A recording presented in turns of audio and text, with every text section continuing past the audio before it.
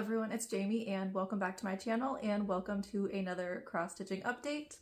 I am here today with updates on my goals for the month of January. So in the last week I have managed to check off 3 more of my January goals, which means that I now only have 2 more projects left to finish for the month of January. So I will start off with the projects where I completed my goal. And the first one that I will show is my Whip Go piece. So I am doing Whip Go this year, which is from Jessie Marie Does Stuff, if you would like a more detailed video on what it is.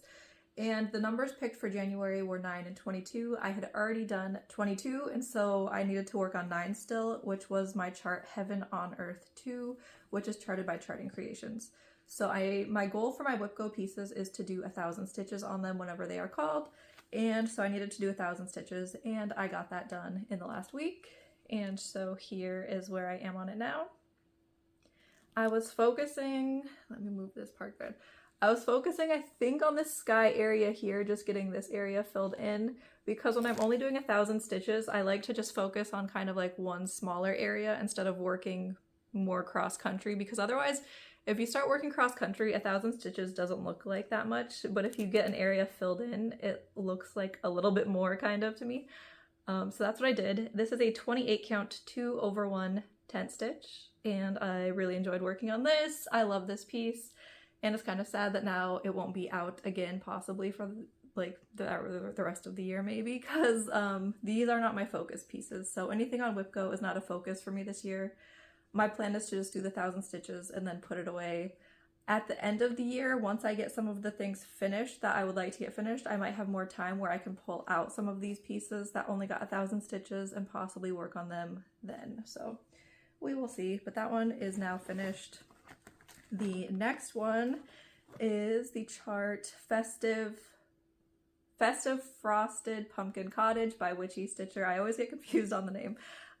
And my goal for this one is to get this one finished in August, and so I divided up the amount of stitches left, and for this month I needed to do 543, no, I have to do 528 stitches, and I did 543, and so here is where I am on the Festive Frosted Pumpkin Cottage. I ended up focusing on the house, which originally I was going to work on the tree that's on the other side, but when I had put it in the hoop, I realized I did not put it in to be able to work on the top of the tree, and I did not want to take it out of the hoop because I was lazy.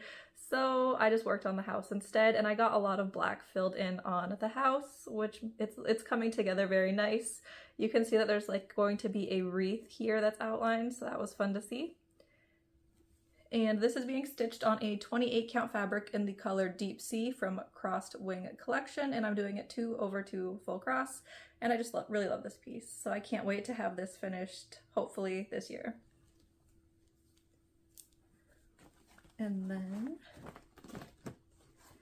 the next piece that I decided to get my stitching goal met, because I kind of started looking at my list and I was like, I still had a lot of things that weren't checked off at the end of our last week when I was looking at it. And so I was just like, I'm just gonna start pulling pieces and just working on them until the goal is met. Earlier in the month, I had been doing daily stitching on 2 charts, and then I would pick something else to work on. And that's kind of like a slower way to get to the goals. Like, you'll eventually get the goals done, but you won't be able to check them off until the end of the month. And I was like, I really want to check something off now. And so for the Heaven and Earth Design Stitch Along, which I am doing, and you can't join it anymore currently, I had been stitching like 166 stitches a day, and I figured that that way I would meet my daily or my monthly stitch goal by doing that. But I was like, I just want to do all the stitches all at once and just get this done. And so I spent like 2 days working on it, and hold on, I can search. I did one day, actually. It was one day. I just put like 1,200 stitches in on it, and I was just like, I want to get this goal met. And so I did meet my goal. My goal for the month is every month to do 5,145 stitches, and that way I will get it finished in December. And if you finish this stitch along by the end of the year, you get 2 free Heaven and Earth Design charts, plus you get all the other charts that were included in the stitch along. So that's kind of my goal, to try and get this finished. If things start to get busy later in the year, I am fine with dropping the goal of finishing this. So like, it's not something I'm going to put a ton of pressure on myself. So like right now I have time. If something happens later in the year and I don't have time, or like people get sick, you know, like and you end up losing stitching time, it's fine to not finish it. But right now, while I have the time, I will set myself a crazy goal. So here is where I am on it now. I worked more on the cupcake because I really, really wanted to see this cupcake stitched up because I had seen other people who had stitched the cupcake and it's just so cute. And I love purples, so this little purple cupcake was fun to stitch because it's my favorite colors. And I am excited to pull this one out again next month to get another 5,000 stitches on it because it's so small that you get to see like details right away, so it's a really fun thing to stitch. Unlike like Heaven on Earth, like you don't really see details right away. And this is quite a few stitches and it's all sky. Whereas something like this, you've already stitched, you know, mushrooms and cupcakes and fairy wings, and this here is going to be grass. You can't really tell right now, it's just green looking blobs, but that's going to be grass. And so it's fun to see how many little details there are. Right now it's just the first 3 pages that are released, but the first 3 pages actually have the face of the fairy. I don't know if I mentioned, I'm doing Merry Mushroom Village Picnic number 3, and that one has a fairy that's sitting on a mushroom.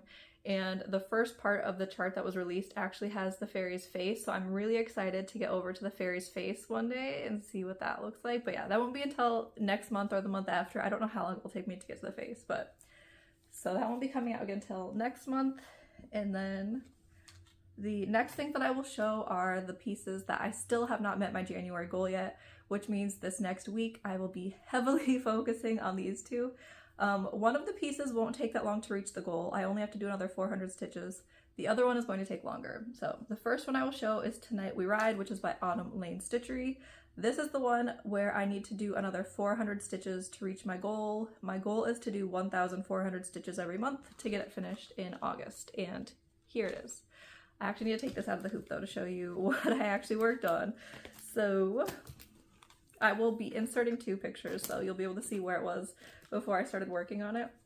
But I finished filling in the witch over on this side, which that got me quite a few stitches. And so the witch over here is done. I did all the black, and I also did the other colors that were in her hat, so she is completely finished. And then I went over to this side and I stitched a couple bats. And then my plan originally was to stitch on, there's one more witch on this side of the chart, and I was going to stitch that witch, but that witch is kind of farther from these other ones, like the other witch here and the bats. So if I stitch it now, I'm going to have to count farther and possibly miscount. But there are houses down here, and she is right above one of the houses over here. So if I stitch the houses first, then I won't have to count as far to get to the witch, and there's less chance of me messing up. So I think I'm actually going to go and do the houses first and then do the witch, because like I said, I just don't want to miscount. And it doesn't make a huge difference because there's not a ton of things around her. So if she's in the wrong place, it won't matter that much. I would just rather save myself, you know, a mistake and just stitch the houses and then stitch up to the witch. So that is what I'm going to do. This is being stitched on, this is Halloween fabric from Witch's Garden Crafts on Etsy. It's 16 count, 2/1 full cross. And then the last project that I have to show is Autumn Harmony, which is by Maxine Gadd. And originally I had been stitching on her every day, doing 160 stitches at least on her every day. And then in the last week, when I was trying to get some of my other goals finished, I wasn't working on her, so I'm behind on her now. But like the day I stitched on the Haid Sal, like I said, I did like 1,200 stitches on it, so I did not stitch on anything else. So I just got behind, but now I have more time where I can focus on her. So for this last week, she is going to be a focus piece, and here is where she's at right now.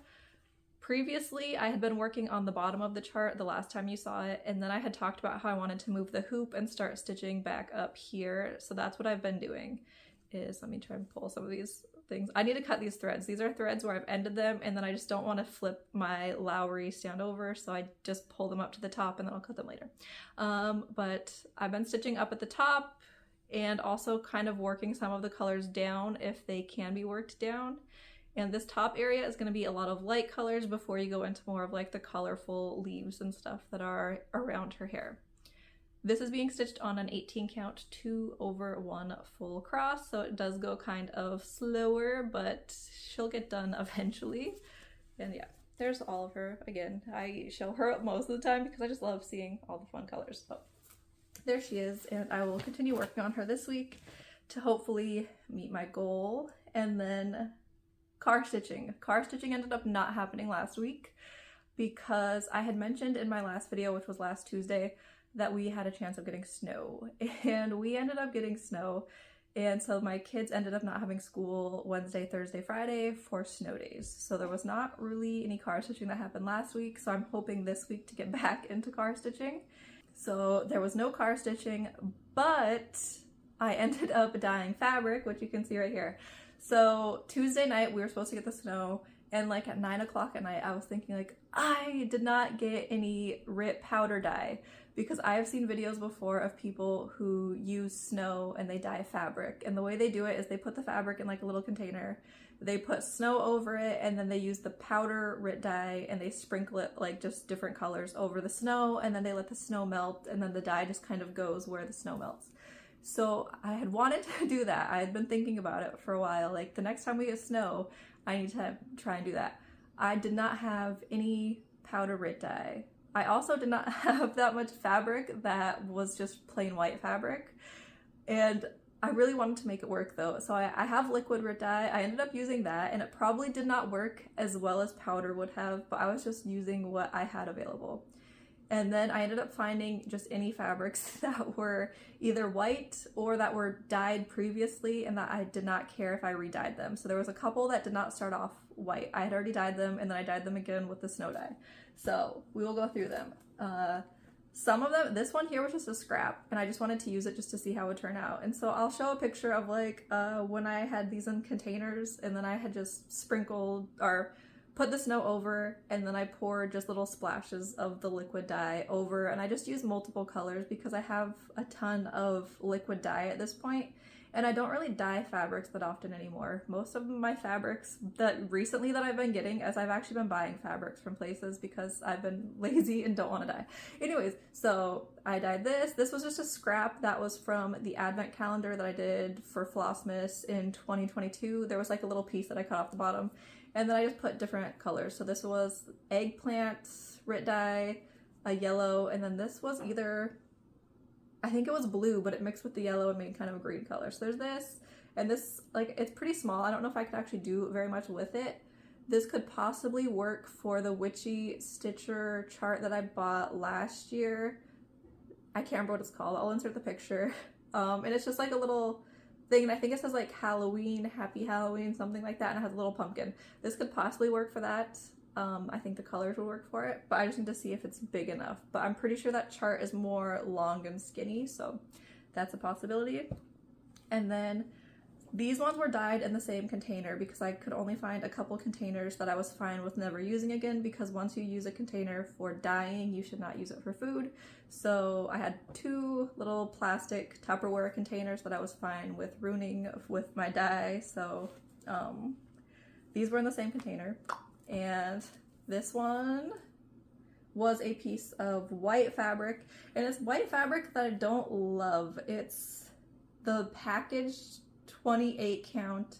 I think I got it from Hobby Lobby like a long time ago. I don't go to Hobby Lobby anymore, but they had one of their clearance sales, and this was a piece of 25 count that was on clearance. It was really cheap, but it's really, really thin.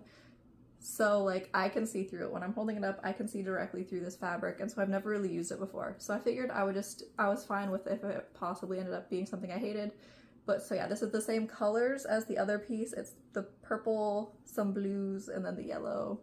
You can't really see the yellow that well, but it's there. It's really bright in person. Right there you can see it's really bright. Some of the areas of the purple and yellow mixed to make like kind of like this like orangey rusty color, which is kind of cool. So that's another piece of fabric that I could do something with. And then I dyed some fabric darker. So in December, when I was restarting that rainbow basin chart, I had a piece of fabric that was dyed gray. I will insert the picture because I took a picture before I dyed it. So I dyed this gray fabric again because I wanted to make it darker, because there's a Halloween piece that I wanted to stitch on it. So I have a piece for the Halloween chart now, and I will insert the picture of it. It's from Witch's Garden Crafts on Etsy, and it's called Salem something. I'll insert, like I said, I'll insert the picture of it. And it's a Halloween chart that is, and I wanted it to be on like a slightly darker fabric than what I originally had. There are some stitches that I need to rip out still from Rainbow Basin when I was going to stitch Rainbow Basin on this fabric. But yeah, and so I ended up taking this one and I put splashes of black dye, navy blue, and then some taupe. And I don't know if you can see the taupe very well on camera, but you can see it in person, like right there. There's some like taupe. And I wanted the fabric to just look kind of like, you know, get like an aged look. There's also a tiny bit of green that's just on the edge because half of the fabric I put green on because this was like a 30 by 36 piece of fabric. So half of it got some green on it. I wasn't really in love with the green, and so I actually cut this piece off that is big enough for the Witch's Garden crafts chart. And then I dyed the fabric again just to try and hide some of the green because like I did not like the green that much. I don't know why. And so then there is the bigger piece of fabric that it came from. This was the other half that had just the blue, and then I re-dyed it and added more taupe to it. And so then here's the side that got the green. And I like it a lot more because before it was just green. It didn't have any of this navy blue on this half. And I added some navy blue, and I also added some taupe to it so that some of it, like right there's like this dark spot of like this taupey greeny. I don't know. I like it, and now I'm happy with it. So I'm going to use this for something. I don't know what. I feel like these fabric colors are more appropriate for like a Halloween piece, so I might need to look for like some more Halloween things or something. So that is all that I have for this video though. That is everything that I've worked on. I haven't really done any knitting, and I haven't purchased anything else. So that is all that I have though. I'll be back next week. It'll be later in the week though. It'll be after the month ends. So I'll most likely be back with a video on February 1st to show if I met my January goals. And then I will also be setting up my goals for February. So I'll be back then, and also WIPGO numbers will be called by then. So then I'll know which pieces I will be working on for WIPGO for February. Thank you everyone for liking, commenting, and subscribing, and I will see you all in February. Bye!